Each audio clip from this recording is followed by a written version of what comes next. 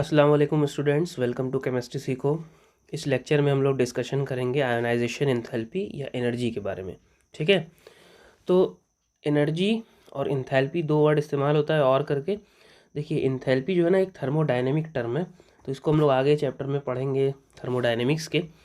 फ़िलहाल अभी हम एनर्जी से ही बात करेंगे। एक्चुअली देखिए, होता दोनों एक ही चीज़ है, लेकिन कुछ थोड़ा बहुत जो डिफरेंस आता है उसको हम लोग थर्मोडायनेमिक्स में डिस्कशन करेंगे। ठीक है, यहाँ पर हम दोनों को सेम मान के चलेंगे। तो आयोनाइजेशन, एंथैल्पी या एनर्जी क्या होती है? ओके, देखिए, आयोनाइजेशन एंथैल्पी हम उस एनर्जी को बोलते हैं जो कि कम से कम चाहिए होती है किसी भी इलेक्ट्रॉन को निकालने के लिए किसी एटम से। जैसे फॉर एग्जांपल हम बात करें, हमारे पास ये एक एटम है, इसका ये एक शेल है जिसमें यहाँ पे एक इलेक्ट्रॉन है।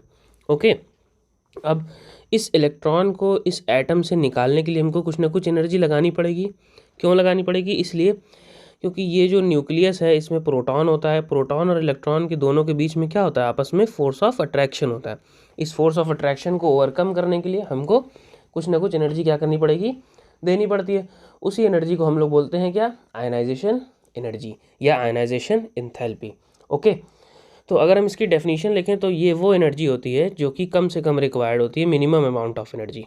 ठीक है ना, कम से कम इतनी तो चाहिए ही चाहिए, minimum amount of energy required. ठीक है, to remove an electron, electron को निकालने के लिए from valence shell, valence shell यानी आउटर मोस्ट जो कि सबसे आखिरी वाला होता है। ठीक है, from valence shell of isolated gaseous atom, isolated gaseous atom. ठीक है, देखिए, कम से कम एनर्जी चाहिए जो इलेक्ट्रॉन को निकालने के लिए वैलेंस शेल से, मतलब जो बाहर वाला हो। देखिए, होता क्या है ना, समझने पड़ा गया यहाँ पे थोड़ी सी बात कि ये हमारा प्रोटॉन है, न्यूक्लियस में प्रोटॉन होता है, ये हमारा आउटर मोस्ट शेल है, यहाँ पे इलेक्ट्रॉन है, मान लेते हैं यहाँ पे कुछ इलेक्ट्रॉन्स हैं। तो निकलने वाला कौन है? ईजिली देखिए, ये सबसे दूर जो होगा उसमें कम फोर्स ऑफ अट्रैक्शन होगा। ठीक है, जैसे हमने एक फार्मूला पढ़ रखा है कि 1/4πε0 Q1 Q2 upon R square. तो यहाँ पर देखिए फोर्स ऑफ अट्रैक्शन क्या है? इन्वर्सली प्रोपोर्शनल है डिस्टेंस ऑफ सेपरेशन के। तो जितना दूर रहेगा उतना कम फोर्स इफेक्टिव, तो ईजिली जो होगा वैलेंस शेल के इलेक्ट्रॉन्स निकलते हैं। ठीक है, अब यहाँ पर एक टर्म बोला जा रहा है आइसोलेटेड गैसियस एटम। देखिए, जब हम किसी एक पर्टिकुलर एटम की बात करें, चाहे वो कोई भी एटम हो, किसी भी एलिमेंट का एटम हो, ठीक है, चाहे हाइड्रोजन हो, हीलियम हो, बेरिलियम हो, बोरॉन हो, कार्बन हो, कोई भी एटम हो, ठीक, अगर सिर्फ एक एटम है तो हम उसको, अगर वो आइसोलेटेड है यानी एक एटम है, तो हम उसको गैस की तरह ट्रीट करते हैं। मतलब एक एटम अकेला अगर कहीं पर है तो उसको हम कैसे ट्रीट करेंगे? एज अ गैस एटम बोलते हैं। ठीक है ना, इसीलिए बोला जाता है कि minimum amount of energy required to remove an electron from valence shell of isolated gaseous atom is called ionization energy या आयोनाइजेशन एंथैल्पी। ठीक है, तो आई ई से हम इसको लिखेंगे। ठीक है ना, डिनोट करेंगे किससे? आई ई से। ओके, अब कोई भी एलिमेंट है, कोई भी एलिमेंट, जैसे मान लें कोई एम एलिमेंट है, इससे हम लोग क्या कर रहे हैं? इसको हम एनर्जी दे रहे हैं, तो इलेक्ट्रॉन क्या हो रहा है? निकल रहा है। ठीक है ना, वो एनर्जी को हम लोग क्या बोला? आयोनाइजेशन एनर्जी बोला। तो हमें आयोनाइजेशन एनर्जी दिए तो इलेक्ट्रॉन क्या हुआ? निकला। तो हमने पढ़ रखा है जूनियर क्लासेस में, जब किसी भी एटम से जब इलेक्ट्रॉन बाहर आता है या निकलता है तो वो क्या पीछे बनाता है? कैटायन बना देता है। ठीक है ना, तो ये जो होगा हमेशा कैटायन का फॉर्मेशन होगा। ओके, तो मेटल में से या कोई भी एलिमेंट से, कोई भी एटम से जब इलेक्ट्रॉन निकलेगा तो क्या होगा? वो कैटायन का फॉर्म कर लेगा। ठीक है, तो जब भी इलेक्ट्रॉन निकलता है आयनाइजेशन एनर्जी देने पर, तो हमारे पास कैटायन का फॉर्मेशन। ठीक है, जब हम इसकी यूनिट्स की बात करें तो इसकी कई सारी यूनिट्स होती हैं। इन जनरल हम लोग इस्तेमाल करते हैं किलो जूल पर मोल, या फिर इलेक्ट्रॉन वोल्ट, या कभी कभी किलो कैलोरी पर मोल भी इस्तेमाल होती है। इन तीनों यूनिट का हम लोग इस्तेमाल करते हैं। वैसे ज़्यादातर आपको मिलेगा कौन सा? किलो जूल पर मोल वाला। इसमें अगर आप कुछ एडिशनल इन्फॉर्मेशन चाहते हो, जैसे मान लीजिए कि रिलेशन, तो एक इलेक्ट्रॉन वोल्ट जो होता है ना, वो नियरली 96.49 किलो जूल पर मोल के इक्वल होता है। ठीक है, तो ये खाली जब रिलेशन वगैरह चेंज करने के लिए इस्तेमाल हम कर सकते हैं। ठीक, अच्छा, अब ये थी हमारी आयोनाइजेशन एनर्जी। अब अगर हम बात करें तो जाहिर सी बात है कि हर एटम के लिए अपनी कुछ ना कुछ अलग आयनाइजेशन एंथैल्पी होगी, कुछ ना कुछ अलग आयनाइजेशन एनर्जी होगी। जैसे कोई होगा जो बहुत ईजिली लूज़ कर देगा कम ही एनर्जी पे, कुछ होगा वो ज़्यादा पे लूज़ करेगा। तो किन फैक्टर पे ये डिपेंड करती है, आइए हम इसको स्टडी करते हैं, ठीक है, कि किस फैक्टर्स पे जो है हमारी आयनाइजेशन एंथैल्पी डिपेंड करती है, ठीक है। तो जैसे कि सबसे जो पहला फैक्टर आता है वो हमारा आता है nuclear charge. Okay, nuclear charge, जैसे हमने पिछले लेक्चर्स में डिस्कशन के दौरान बताया था न्यूक्लियर चार्ज क्या होता है, ठीक है। न्यूक्लियर चार्ज हम किसको बोलते हैं भाई, न्यूक्लियस पे जितना चार्ज होगा प्रोटॉन की वजह से होता है, तो उसी को हम लोग न्यूक्लियर चार्ज की तरह कंसीडर करते हैं, ठीक है ना, जिसको हम लोग डिनोट करते हैं किसे, ZE, ठीक है। E मतलब चार्ज ऑन प्रोटॉन और Z मतलब नंबर ऑफ प्रोटॉन्स कितने होंगे, और नंबर ऑफ प्रोटॉन्स बराबर क्या होता है, एटॉमिक नंबर Z होता है, तो हम लोग इससे दोनों रिलेट करते हैं, ठीक है। तो जब न्यूक्लियर चार्ज की बात की जाए तो देखिए, जब न्यूक्लियर चार्ज बढ़ रहा होगा तो जाहिर सी बात है Z बढ़ रहा है, Z का मतलब क्या बढ़ रहा है, नंबर ऑफ प्रोटॉन बढ़ रहा है। जब नंबर ऑफ प्रोटॉन बढ़ रहा है तो क्या होगा, फोर्स ऑफ अट्रैक्शन क्या होगा, और ज़्यादा होने लगेगा, ठीक है ना। तो इस केस में जो जैसे जैसे न्यूक्लियर चार्ज बढ़ेगा वैसे वैसे आयनाइजेशन एंथैल्पी क्या होगी, इंक्रीज़ करती जाएगी, ठीक है। मतलब आयनाइजेशन एंथैल्पी जो होती है वो क्या करती है, इंक्रीज़ करती है न्यूक्लियर चार्ज के साथ, ठीक है ना। यानी कि जितना ज़्यादा प्रोटॉन उतना ज़्यादा आयनाइजेशन एंथैल्पी। क्यों ऐसा होता है, क्योंकि जैसे मान लीजिए हमारे पास ये न्यूक्लियस, यहाँ पर प्रोटॉन की अमाउंट बढ़ने लगा, इधर इलेक्ट्रॉन्स हैं, तो इनके बीच में फोर्स ऑफ अट्रैक्शन भी तो बढ़ने लगेगा, ठीक है। इस फोर्स ऑफ अट्रैक्शन बढ़ने की वजह से न्यूक्लियर चार्ज बढ़ रहा है, न्यूक्लियर चार्ज बढ़ रहा है तो फोर्स ऑफ अट्रैक्शन बढ़ रहा है, फोर्स ऑफ अट्रैक्शन बढ़ रहा है तो हमारी आयनाइजेशन एंथैल्पी क्या हो रही है, बढ़ जाएगी, ठीक है। इसके बाद जो हमारा दूसरा फैक्टर जो होता है ये होता है एटॉमिक रेडियस, ठीक है ना। अब जैसे हमने कहा कि जितना दूर होता जाएगा तो फोर्स अट्रैक्शन कम होता जाता है ना, अभी बताया था। तो एटॉमिक रेडियस बढ़ने पर इसका जस्ट उल्टा मामला होगा, मतलब आयनाइजेशन एंथैल्पी जो होगी एटॉमिक रेडियस की क्या होगी, इनडायरेक्टली प्रोपोर्शनल होती है, ठीक है।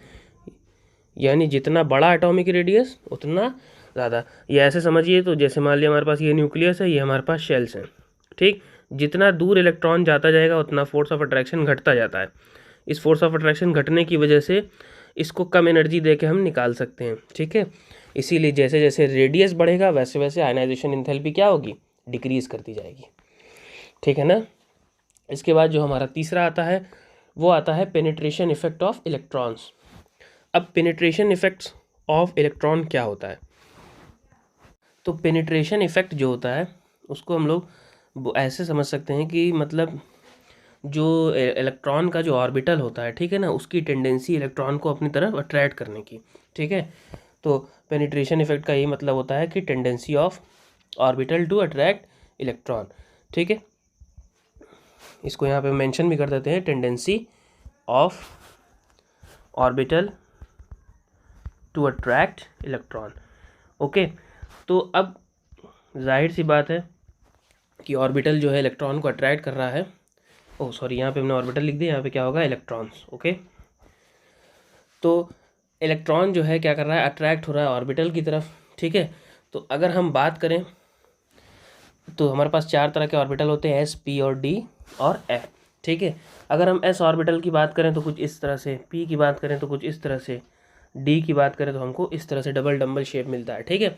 तो ऐसे केस में हम नोटिस करते हैं कि जो S के ऑर्बिटल्स होते हैं वो बहुत क्लोज होते हैं किसके, न्यूक्लियस के, इसलिए इनका जो पेनिट्रेशन इफेक्ट होता है वो क्या होता है, सबसे ज़्यादा होता है।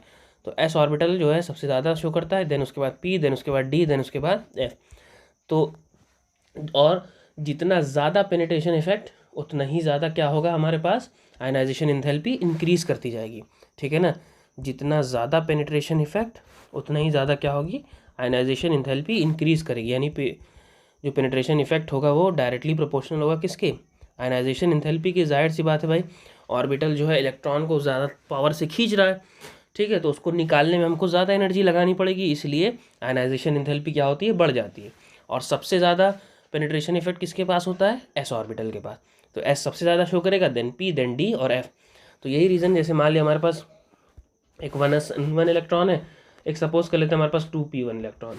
तो इन दोनों में अगर हम कंपेयर करें तो किस में से ज़्यादा एनर्जी लगेगी, तो इसमें 1s1 से इलेक्ट्रॉन निकालने में हमको ज़्यादा एनर्जी का रिक्वायरमेंट होगा, यानी ज़्यादा आयनाइजेशन एंथैल्पी लगेगी, ठीक है।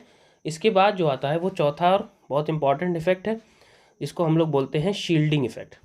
ठीक है, शील्डिंग इफेक्ट या फिर इसी का दूसरा नाम होता है screening effect. Okay, shielding effect या फिर स्क्रीनिंग इफेक्ट। तो शील्डिंग इफेक्ट और स्क्रीनिंग इफेक्ट क्या होता है, देखिए बेसिकली इसको इजीली हम समझ सकते हैं कि जो इनर इलेक्ट्रॉन्स होते हैं, ठीक है ना, वो रिपेल करते हैं आउटर इलेक्ट्रॉन को।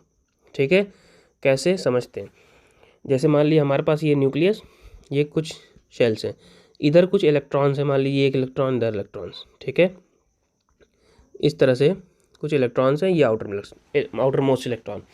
ओके, ये हमारा क्या हो गया, वैलेंस शेल वाला इलेक्ट्रॉन। अब ये जो इलेक्ट्रॉन है ये तो सब अट्रैक्ट हो रहे हैं न्यूक्लियस की तरफ, ऑब्वियस बात है इनके बीच में क्या हो रहा है, फोर्स ऑफ अट्रैक्शन हो रहा है। ठीक है, लेकिन अब ये जो आगे वाले हैं आउटर इलेक्ट्रॉन्स हैं, ये इनके इलेक्ट्रॉन से आपस में क्या कर रहे होंगे, रिपल्शन कर रहे होंगे, क्योंकि unlike charges attract each other और like charges repel each other. तो ठीक है, तो यानी कि ये जो अंदर के इलेक्ट्रॉन्स हैं, ये इलेक्ट्रॉन इनको बाहर की तरफ पुल कर रहे होंगे। ठीक है, ये बाहर की तरफ ढकेल रहे होंगे, क्यों, फोर्स लगा के, ठीक है ना, रिपल्शन फोर्स लगा के। तो इसी को हम लोग बोलते हैं शील्डिंग या स्क्रीनिंग इफेक्ट। मतलब अंदर के इलेक्ट्रॉन एक तरह से एक शील्ड क्रिएट कर लेते हैं न्यूक्लियस के अराउंड, ताकि बाहर वाले इलेक्ट्रॉन अंदर की तरफ ना जा सके। ठीक है ना, इसी को हम लोग बोलते हैं शील्डिंग इफेक्ट या फिर स्क्रीनिंग इफेक्ट। और ऑब्वियस बात है भाई, जब ये बाहर रिपल्शन की तरफ, मतलब ये जो अंदर वाले इलेक्ट्रॉन्स हैं ये बाहर वाले को ढकेल रहे हैं, ठीक है, तो इसका मतलब अगर हम थोड़ी सी भी एनर्जी लगाएंगे तो ये क्या होगा, इलेक्ट्रॉन बाहर आ जाएगा। इसका मतलब क्या होगा कि जितना ज़्यादा शील्डिंग इफेक्ट होगा उतनी आयनाइजेशन एंथैल्पी क्या होगी, घटती जाएगी। ठीक है ना, क्यों ऐसा है, देखिए बाहर है, अंदर वाले रिपेल कर रहे हैं बाहर वाले को, ठीक है, तो बाहर से बाहर निकलने में आसानी होगी। ठीक है, ज़रा सी भी एनर्जी हम लगाएंगे तो हमारा जो आउटर मोस्ट का इलेक्ट्रॉन होगा वो क्या होगा, ईजिली निकल जाएगा। ठीक है, इसके बाद जो हमारा पांचवा फैक्टर आता है वो आता है हमारा हाफ फील्ड और फुल फील्ड ऑर्बिटल्स के लिए। ठीक है, हाफ फील्ड और फुल फील्ड ऑर्बिटल के लिए, जैसे कि हमने पहले भी पढ़ा है कि जब हाफ फील्ड ऑर्बिटल्स होते हैं या फुल फील्ड ऑर्बिटल्स होते हैं तो इनमें जो होती है स्टेबिलिटी क्या होती है, एक्स्ट्राऑर्डिनरी हो जाती है। मतलब जैसे अगर हम बात करें पी ऑर्बिटल की, तो हमारे पास इस तरह का अगर आ गया मामला या फिर इस तरह का, ठीक है, तो ऊपर वाला क्या है, हाफ फील्ड है, ठीक है, और नीचे वाला क्या है, फुल फील्ड है। इसी तरह अगर हम बात करें डी ऑर्बिटल में भी सेम आता है, D5 कंडीशन, जहाँ पे क्या होता है, हाफ फील्ड होता है, और जहाँ पे D10 अगर मामला हो गया तो फुल फील्ड हो जाएगा। ठीक है, इस तरह से। तो जब कम्प्लीटली इलेक्ट्रॉन फील्ड होते हैं या हाफ फील्ड होते हैं तो ऐसे केस में जो स्टेबिलिटी होती है इस अरेंजमेंट की वो बहुत ज़्यादा होती है। ठीक है ना, इनकी स्टेबिलिटी जो होती है इस अरेंजमेंट की, जैसे P3 अरेंजमेंट हो गया या P6 हो गया या D10 हो गया या D5 हो गया या F7 हो गया या F14 हो गया, ये सारे जो अरेंजमेंट होते हैं इनकी स्टेबिलिटी बहुत ज़्यादा होती है। तो ऐसे केस में इलेक्ट्रॉन जो होगा, इस इलेक्ट्रॉन को हमको निकालना होगा तो हमको बहुत ज़्यादा अमाउंट में एनर्जी देनी पड़ेगी। ठीक है, तो ऐसे केस में आयनाइजेशन एंथैल्पी क्या होगी, इंक्रीज़ कर जाएगी। ठीक है ना, जाहिर सी ऑब्वियस बात है भाई, बहुत स्टेबल है, बहुत स्टेबल है, तो हमको उसको निकालने में बहुत मेहनत लगेगी। ठीक है ना, जैसे फॉर एग्जांपल कोई बहुत मजबूत दीवार बनी हुई है तो अगर उसको तोड़ना हो तो बहुत मेहनत करनी पड़ती है। ठीक है, तो सेम वही बात है, जब फुल फील्ड ऑर्बिटल्स हो या हाफ फील्ड हो तो स्टेबिलिटी एक्स्ट्राऑर्डिनरी हो जाती है और इस केस में इलेक्ट्रॉन को निकालना थोड़ा सा मुश्किल हो जाता है। तो जब इलेक्ट्रॉन निकालना मुश्किल हुआ तो हमको ज़्यादा एनर्जी देनी पड़ेगी, तो ज़्यादा एनर्जी देंगे तो क्या होगा, हमारा जो आयनाइजेशन एंथैल्पी है वो बढ़ जाएगी।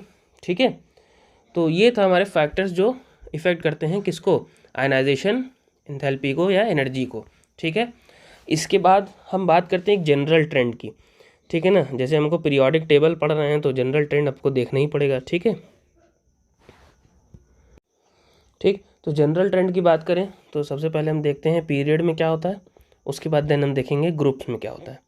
ठीक है, तो अगर हम पीरियड्स में लेफ़्ट से राइट की तरफ मूव करेंगे तो आयनाइजेशन एंथैल्पी क्या होगी, इंक्रीज़ करेगी। आयनाइजेशन एंथैल्पी क्यों इंक्रीज़ करती है, क्योंकि हमने अभी पढ़ा कि न्यूक्लियर चार्ज बढ़ेगा तो एटॉमिक नंबर बढ़ेगा, और एटॉमिक नंबर बढ़ेगा तो आयनाइजेशन एंथैल्पी क्या होगी, इंक्रीज़ करेगी।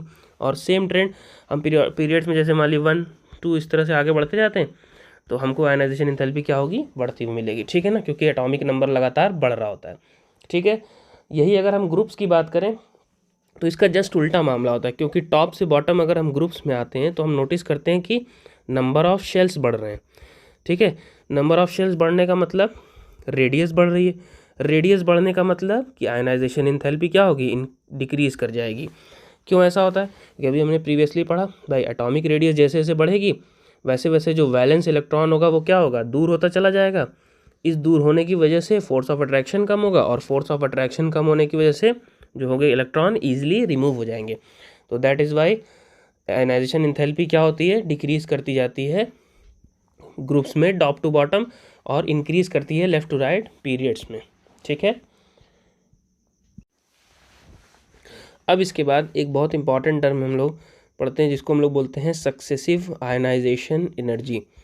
ठीक है, सक्सेसिव आयनाइजेशन एनर्जी, इसका क्या मतलब होता है।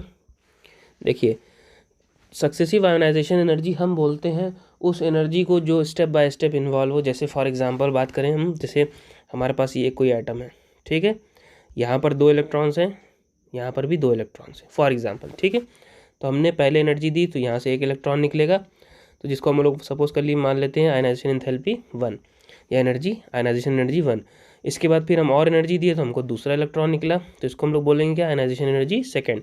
फिर हमने और एनर्जी दी तो तीसरा इलेक्ट्रॉन निकला, तो इसको हम लोग बोलेंगे आयनाइजेशन एनर्जी थर्ड।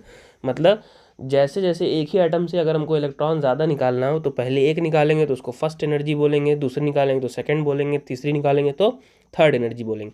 इसी को बोला जाता है सक्सेसिव आयनाइजेशन एनर्जी। जैसे एग्जांपल के लिए हमारे पास एक M कोई एलिमेंट है, ठीक है, इससे हमने सबसे पहले एक इलेक्ट्रॉन निकाला एनर्जी देके, तो यहाँ पे जो आयनाइजेशन एनर्जी होगी वो क्या होगी, फर्स्ट। देन M+ है, इससे हमने एक और निकाला तो अब 2+ आ जाएगा, अब ये 2 इलेक्ट्रॉन निकल गए। ठीक है, तो इस केस में जो एनर्जी कैलकुलेट होगी वो क्या होगी, 2। इसके बाद फिर M2+ में हमने और एनर्जी दी, ठीक है, बहुत ज़्यादा एनर्जी दी तो हमको क्या मिला, एक और इलेक्ट्रॉन निकल गया, तो अब इस केस में एनर्जी क्या होगी, थर्ड। ठीक, देखिए 3 से ज़्यादा निकालना लगभग इम्पॉसिबल है, क्योंकि थर्ड तक पहुँचते पहुँचते इतनी हाई एनर्जी हो जाती है, इतनी ज़्यादा हो जाती है ना, कई हज़ार किलो जूल होने लगती है, तो इम्पॉसिबल हो जाता है 3 से ज़्यादा निकालना, इसीलिए आमतौर से 3 ही पढ़ी जाती है। ठीक है, और इन तीनों को अगर आप कंपेयर करें तो जो थर्ड होगी वो सबसे ज़्यादा होती है, देन उसके बाद सेकंड होती है, देन उसके बाद फर्स्ट होती है, क्योंकि पहला इलेक्ट्रॉन निकालना आसान है, दूसरा वाला थोड़ा मुश्किल, थर्ड वाला बहुत मुश्किल, बहुत ज़्यादा एनर्जी देनी पड़ेगी। ठीक है, बहुत ज़्यादा एनर्जी देनी पड़ेगी, इसलिए तो ये होती है हमारी सक्सेसिव आयनाइजेशन एनर्जी। मतलब स्टेप बाय स्टेप एक एक इलेक्ट्रॉन निकालने में जो एनर्जी इन्वॉल्व हो उसको हम लोग बोलेंगे सक्सेसिव आयनाइजेशन एनर्जी। ठीक है, अच्छा, अगर रीज़न पूछा जाए कि ऐसा क्यों होता है कि थर्ड ज़्यादा होती है, सेकंड उससे कम, फिर फर्स्ट सबसे कम, तो अगर हम इसको देखें तो क्योंकि नंबर ऑफ़ इलेक्ट्रॉन घटते जाते हैं, ठीक है ना, एटम्स में से नंबर ऑफ़ इलेक्ट्रॉन क्या हो रहे हैं, घट रहे हैं, लेकिन जो है हमारा प्रोटॉन तो सेम है। ठीक है, हमारा जो Z होता है वो क्या है, वो तो सेम है, वो चेंज नहीं हो रहा है। तो ऐसे केस में प्रोटॉन और ज़्यादा फोर्स ऑफ अट्रैक्शन दिखाने लगेगा। ठीक है, जैसे मान लिया हमारे पास यहाँ पे न्यूक्लियस में मान लेते हैं 3 प्रोटॉन्स हैं, ओके, और हमारे पास इस तरह से 3 इलेक्ट्रॉन्स हैं, इसको हमने निकाल दिया तो ये अब चला गया, तो ये दोनों बचे, लेकिन प्रोटॉन तो 3 ही हैं, तो ये और ज़्यादा फोर्स ऑफ अट्रैक्शन शो करने लगेंगे, इसीलिए सेकेंड एनर्जी और बढ़ जाती है। फिर हमने एक और निकाल दिया तो अब ये 1 बचा, अब 3 प्रोटॉन मिल के 1 इलेक्ट्रॉन को पुल कर रहे हैं। ठीक है, तो ऐसे केस में फोर्स ऑफ अट्रैक्शन बहुत ज़्यादा हो जाएगा। जब फोर्स ऑफ अट्रैक्शन बहुत ज़्यादा होने लगेगा तो जाहिर सी बात है कि आयनाइजेशन एनर्जी भी क्या होगी, लगातार बढ़ेगी। तो इसको हम लोग बोलते हैं सक्सेसिव आयनाइजेशन एनर्जी। ठीक है, तो ये था हमारा पार्ट 1 ऑफ आयनाइजेशन एंथैल्पी या आयनाइजेशन एनर्जी। अब इसके बाद नेक्स्ट वीडियो में हम लोग डिस्कस करेंगे ना कुछ इंपॉर्टेंट केस जिनसे बहुत इंपॉर्टेंट क्वेश्चंस आते हैं आयनाइजेशन एनर्जी से related. So thanks for watching this video. कोई क्वेश्चन हो कोई कमेंट सेक्शन में ज़रूर पूछिएगा। Thank you.